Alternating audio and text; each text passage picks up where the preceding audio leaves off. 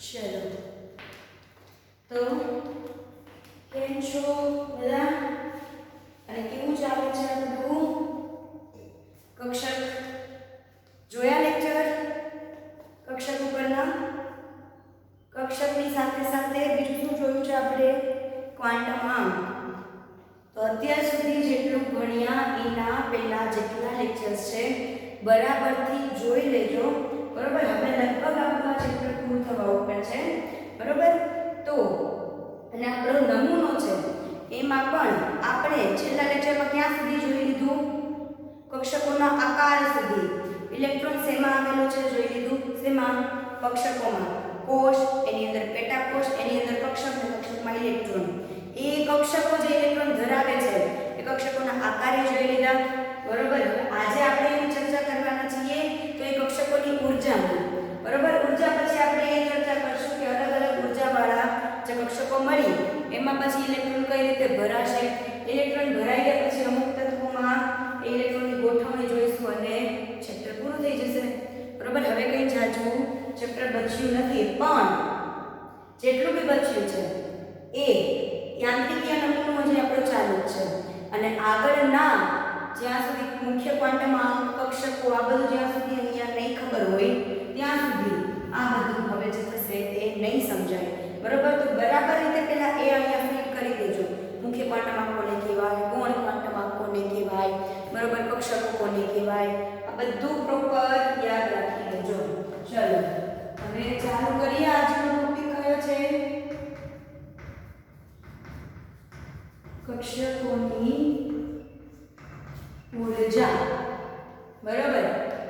હવે કક્ષકોની ઊર્જા ચાલુ કરીએ એના પહેલા એક વસ્તુ સમજી લો, સીધી અને સિમ્પલ. જો હું કોઈ જગ્યાએ સ્થિર છું, સ્થિર મતલબ કે હું ક્યાંક બહુ જ આકર્ષણથી જોડાયેલી છું, માનો કે હું અહીંયા સ્થિર છું, અહીંયા સ્થાયી છે મારી અવસ્થા, એનો મતલબ એમ છે કે મારામાં ઊર્જા નથી, તો જ હું સ્થાયી હોય. મારામાં ઊર્જા હોય તો આમથી આમ ક્યાંય ફરતી હોય, બરોબર? તો જો હું અહીંયા સ્થાયી છું તો મારામાં ઊર્જા ઓછી છે. જો મારામાં ઊર્જા વધારે છે તો એનો મતલબ એમ છે કે હું સ્થાયી નથી, હું ફટ દઈને નીકળી જઈશ. સમજાણું? બરોબર? બસ આટલું યાદ રાખજો. હવે ચાલો કરીએ કક્ષકોની ઊર્જા, બરોબર? તો ઊર્જા માટે વાત કરીએ તો સૌથી પહેલા હાઇડ્રોજનનો જે આપણો પરમાણુ છે તમને ખબર છે એક જ ઇલેક્ટ્રોન છે. ગમે એ વસ્તુ તમારે સમજવી હોય તો પહેલા આપણે શું કરીએ છીએ? હાઇડ્રોજનથી શરૂઆત કરીએ. પહેલા હાઇડ્રોજનમાં સમજાઈ જાય પછી એક કરતાં વધારે ઇલેક્ટ્રોનમાં આપણે પડીએ. તો પહેલા વાત કરીએ ખાલી અને ખાલી હાઇડ્રોજન પરમાણુ માટે. હાઇડ્રોજન પરમાણુમાં મિત્રો કેટલા આવેલા હોય ઇલેક્ટ્રોન? બોલો. એક પ્રોટોન જે કેન્દ્રમાં હોય અને એક ન્યુટ્રોન જે ફરતો હોય, બરોબર? તો હાઇડ્રોજન પરમાણુમાં કારણ કે હાઇડ્રોજન પરમાણુમાં બસ એક જ ઇલેક્ટ્રોન છે અને અંદર એક પ્રોટોન છે, એટલે એ બંને વચ્ચે શું થશે? આકર્ષણ. એટલે એ આકર્ષણના લીધે આપણને ખાલી એક જ પ્રકારનું આકર્ષણ છે ઇલેક્ટ્રોનનું અને પ્રોટોનનું, તો એ આકર્ષણને આપણા મુખ્ય ક્વોન્ટમ આંક સાથે કંઈ લેવા દેવા નથી, ગૌણ ક્વોન્ટમ આંક સાથે કંઈ લેવા દેવા નથી. એટલે શું થશે કે જે ઊર્જા છે તમને ખબર છે, ઊર્જા સ્તર શું કીધું હતું આપણે? આ કેન્દ્ર, આ પહેલું ઊર્જા સ્તર, આ બીજું ઊર્જા સ્તર, આ ત્રીજું ઊર્જા સ્તર, એટલે આપણે કહીશું આને કોષ. કોષ એ એક રીતનું શું છે? ઊર્જા સ્તર છે. તમને ખબર છે કે આખું ઊર્જા સ્તર છે એમાં ઇલેક્ટ્રોનની ઊર્જા કેવી હશે? સમાન. બોહરનો પરમાણુનો નમૂનો સાવ ખોટો તો એવું તો ક્યારે આપણે કીધું જ નથી. એની બસ મર્યાદા હતી, પણ એની બધી વાત તો ખોટી નથી. બોહરે શું કીધું હતું? એક જ ઊર્જા કોષમાં અને એક જ ઊર્જા સ્તરમાં જ્યારે ઇલેક્ટ્રોન હોય ત્યારે એની ઊર્જા કેવી હોય? આખા ઊર્જા સ્તરમાં સમાન, બરોબર? તે આખું જ્યારે કોષ એની કોઈ એક કિંમત ઉપર જેટલા બી હાઇડ્રોજન માટે, ખાલી તમને બોહરનો નમૂનો હાઇડ્રોજન માટે હતો તો ખાલી હાઇડ્રોજન માટે શું હશે કે એની કિંમત જો સરખી હશે તો જેટલા એની અંદર પેટા કોષ હશે એ બધાની ઊર્જા કેવી હશે? સમાન, કારણ કે એક જ પ્રકારના એમની અંદર છે. એટલે આ હાઇડ્રોજન માટે કેવું થશે? તો હાઇડ્રોજન માટે જો બતાવીએ તો જો n બરાબર 1 એટલે 1s, બરોબર? એની સૌથી ઓછી ઊર્જા, એની સૌથી 1s એની આવે. હમણાં મેં તમને શું કીધું? જેનું જેટલું આકર્ષણ અહીંયા કેન્દ્રમાં શું હશે? પ્રોટોન. અહીંયા એ જે આપણો એવો એક ઇલેક્ટ્રોન છે એ હાઇડ્રોજન માટે તો આ બંને વચ્ચે આકર્ષણ હશે એના લીધે આ જે આપણે કોષ છે એની અંદર પેટા કોષ હોય એમાં જે હાઇડ્રોજન છે તો આ બેની વચ્ચે આકર્ષણ છે એના લીધે એની ઊર્જા કેવી ઓછી જે કોઈ સાથે આકર્ષણથી જોડાયેલું અથવા સ્થાયી હોય એની ઊર્જા ઓછી તો આની ઊર્જા સૌથી ઓછી ઊર્જા હોવાના લીધે આને આપણે ધરા સ્થાન પણ કહીએ છીએ કોઈ પણ ઇલેક્ટ્રોનનું ધરા સ્થાન શું કામ એક વસ્તુ સમજો ધરા સ્થાનને ઇંગ્લિશમાં કહેવાય ગ્રાઉન્ડ સ્ટેટ ગ્રાઉન્ડ તમને ખબર છે તમે સૌથી નીચેનો માળ હોય કોઈ પણ બિલ્ડિંગમાં સૌથી નીચેનો માળ હોય એને શું બોલો ગ્રાઉન્ડ ફ્લોર બોલો પહેલો માળ નહીં પહેલો માળ કોને બોલો છે ગ્રાઉન્ડ ફ્લોર થી ઉપર હોય એને સૌથી નીચે હોય એને શું કહો ગ્રાઉન્ડ ફ્લોર તો સૌથી નીચે એટલે સૌથી નીચે છે હાઇડ્રોજન મેટા આને શું કહેવાય ધરા સ્થાન ગ્રાઉન્ડ સ્ટેટ આ રીતે દેખાડે હાઇડ્રોજન દેખાડે હોય ને ઊર્જા એની તો આ માનો કે એના ઊર્જા માટે આ આધાર લીધો છે અહીંયા સૌથી નીચે આવે 1s એટલે આને કેવું કહેવાય ધરા સ્થાન ગ્રાઉન્ડ ફ્લોર છે સૌથી નીચે છે બરોબર આનાથી વધારે કોની હશે તો 2s અને 2p અને એ બેની કેવી હશે સમાન બરોબર અહીંયા આવશે 2s અને આ 2p 1 2 3 બરોબર પછી કોણ આવે 3s 3p 3d અહીંયા 3s 3p માં 3 3d માં તમને ખબર છે 5 પછી 4s 4p 4d 4f માં 7 પેટા કોષ હશે બરોબર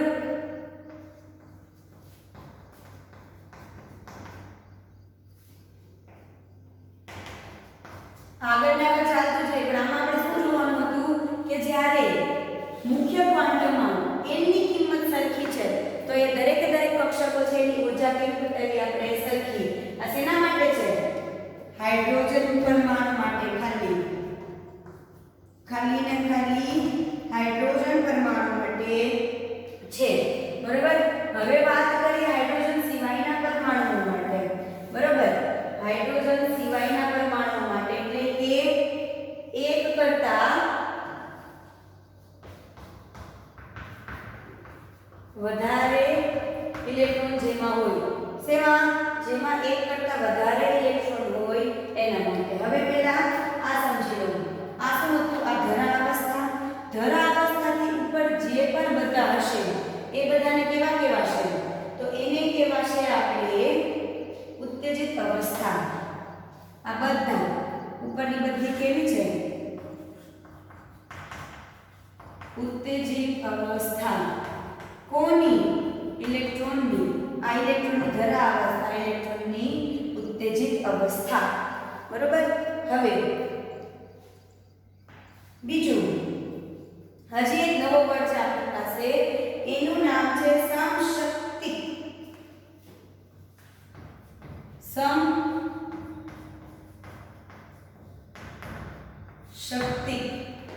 સમશક્તિક કોને કહીશું તો જે કક્ષકો ની ઊર્જા સમાન હોય કક્ષકો અલગ અલગ છે 3s 3p 3d પણ ઊર્જા સમાન છે તો એ કક્ષકોને એકબીજાની કેવી કહેવાય સમશક્તિક કક્ષકોની ઊર્જા સમાન એટલે કક્ષકોને કેવી કહેવાય સમશક્તિક બરોબર તો આ આપણે કેટલું શીખ્યા ધરા અવસ્થા ઉત્તેજિત અવસ્થા અને સમશક્તિક બરોબર આ યાદ રાખજો હવે જોઈએ એક થી વધારે ઇલેક્ટ્રોન જેમાં હોય એવા જે આપણી કક્ષકો છે એમાં શું થાય છે તો આમાં આપણે કીધું ખાલી મુખ્ય ક્વોન્ટમ અંક પર આધાર આપે છે શું કામ એક જ ઇલેક્ટ્રોન છે એક જ જાતનું ઈ બે વચ્ચે આકર્ષણ છે જે કેવું છે આપણું કેન્દ્ર અને ઇલેક્ટ્રોન વચ્ચેનું એટલે જે ઊર્જા છે એ જ એની ઉપર જ આધાર રાખે છે બરોબર પણ એક થી વધારે ઇલેક્ટ્રોન હોય તો કેવું થાય આ કેન્દ્ર બરોબર આ આપણા બધા મુખ્ય ક્વોન્ટમ n = 1 2 3 આની અંદર પાછી પેટાકોષ હશે આપણી. તો પેટાકોષોમાં કેવું થશે? પેટાકોષોમાં એક કરતા વધારે ઇલેક્ટ્રોન હશે. એટલે માનો કે આ અહીંયા આપણી અંદર પેટાકોષ છે અવકાશમાં, બરોબર? અવકાશમાં પેટાકોષ છે. હવે એ પેટાકોષમાં કેવું હશે કે આપણી પાસે એક કરતા વધારે ઇલેક્ટ્રોન હશે. પછી અહીંયા હશે ઇલેક્ટ્રોન. તો કેવું થશે? તો ઇલેક્ટ્રોન અને ઊર્જા કોની પર આધાર રાખશે? પહેલું ઇલેક્ટ્રોન અને કેન્દ્ર વચ્ચેનું આકર્ષણ. ઇલેક્ટ્રોન અને કેન્દ્ર વચ્ચે આકર્ષણ. બીજું બે ઇલેક્ટ્રોન વચ્ચેનું પરસ્પર અપાકર્ષણ. બે ઇલેક્ટ્રોન વચ્ચે અપાકર્ષણ. ઊર્જા કોની ઉપર આધાર રાખશે? ફરીથી ઇલેક્ટ્રોન અને કેન્દ્ર વચ્ચેના આકર્ષણ ઉપર અને બે ઇલેક્ટ્રોનના પરસ્પર અપાકર્ષણ ઉપર આધાર રાખશે. આના લીધે આપણી જે ઊર્જા જે છે કક્ષકની એ મુખ્ય ક્વાન્ટમ સિવાય ગુણ ક્વાન્ટમ ઉપર પણ આધાર રાખશે. બરોબર? મુખ્ય ક્વાન્ટમ સિવાય ગુણ ક્વાન્ટમ ઉપર પણ આધાર રાખશે. બરોબર? હવે એ આધાર કઈ રીતે રાખશે? તો આપણે એના માટે પહેલા જો બનાવીએ કે બંને ઉપર આધાર રાખશે એટલે શું ફેરફાર થશે? તો એક આવો ફેરફાર થશે. એક કામ કરીએ એ પછી બનાવીએ. જે આની જે રીતે આપણે અવસ્થાઓ બનાવીને એ રીતે એ અલગ અલગ પછી બનાવીશું. પહેલા એ જોઈએ કે કઈ રીતે આધાર રાખે છે. તો આપણો જે મુખ્ય ક્વાન્ટમ છે n અને ગૌણ ક્વાન્ટમ l. બરોબર? હવે ઊર્જામાં તમને શું કીધું? n ઉપર અને l ઉપર બંને ઉપર આધાર રાખે છે. શું કામ? કે આકર્ષણ અને અપાકર્ષણ છે. હવે શું થશે? જો કુલ ઊર્જા કઈ રીતે તમારે ગણાશે? મતલબ કે કુલ પરમાણુ થાય છે કે નહીં એ કઈ રીતે તમે નક્કી કરશો? તો તમને ખબર છે કે માનો કે કોઈ વસ્તુને તમારે જોડવી છે તો જોડવા માટે શું જોઈએ? એ બંને એકબીજા માટે આકર્ષણ. ભલે અંદર અપાકર્ષણ થતું હોય, ભલે અંદર થોડું ઘણું અપાકર્ષણ હોય, પણ જો આકર્ષણ ઝાઝું હશે તો ટકીને રહેશે. જો અપાકર્ષણ વધારે હશે શું થશે? ટુકડા થઈ જશે. બરોબર? પરમાણુમાં એમ થશે. પરમાણુમાં શું થશે કે જે પરમાણુ જો તમારો સ્થાયી છે તો એનું કારણ એક છે કે શું? એક જ કારણ કે ભલે એમાં બે ઇલેક્ટ્રોન વચ્ચે અપાકર્ષણ અને ઇલેક્ટ્રોન પ્રોટોન વચ્ચે આકર્ષણ બે પ્રકારના આપણી વચ્ચે આપણી પાસે બળ છે, પરંતુ પરમાણુમાં ચોક્કસપણે શું હશે? તો બે ઇલેક્ટ્રોન વચ્ચે જે અપાકર્ષણ બળ હશે એના કરતાં ઇલેક્ટ્રોન અને પ્રોટોન વચ્ચેનું જે આકર્ષણ હશે એ પાક્કું વધારે હશે. અપાકર્ષણ કરતાં આકર્ષણ પાક્કું વધારે હશે. તો અને તો જ એ જે પરમાણુ છે એ એમનો એનો જે પણ આકાર છે એમાં ટકી રહે. બરોબર? નહીતર એ વિખેરાઈ જાય આખું. બરોબર?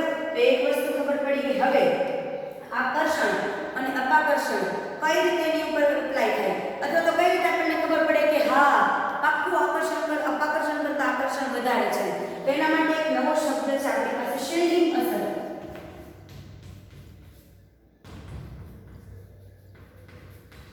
આ શિલ્ડિંગ અસર શું છે? શિલ્ડિંગ એટલે પડદો. બરોબર? શિલ્ડ એટલે પડદો. તો તમને ખબર છે આ કેન્દ્ર, બરોબર, આને કહેવાય, આને શું કહેવાય? આંતર ઊર્જા સ્તર. આ આંતર ઊર્જા સ્તર છે.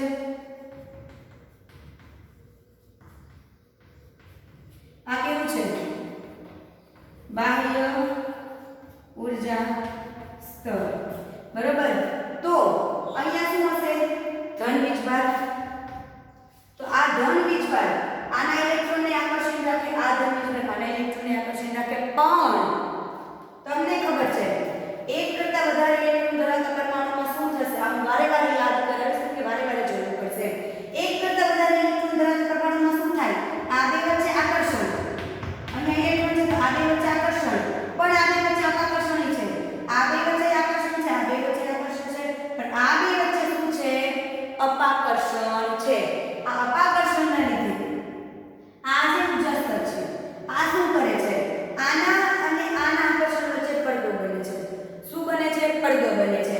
એટલે જેટલું આકર્ષણ આ બે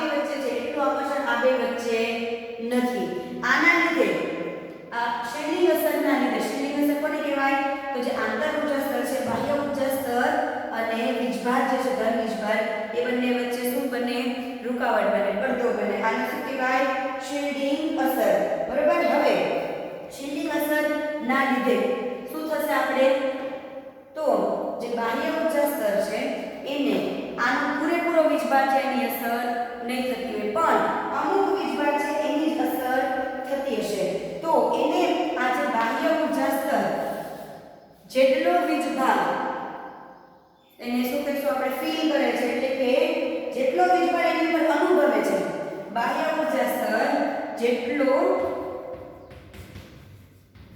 વીજભાર અનુભવે કેવો ધન તેને અસરકારક ધન વીજભાર કહેવાય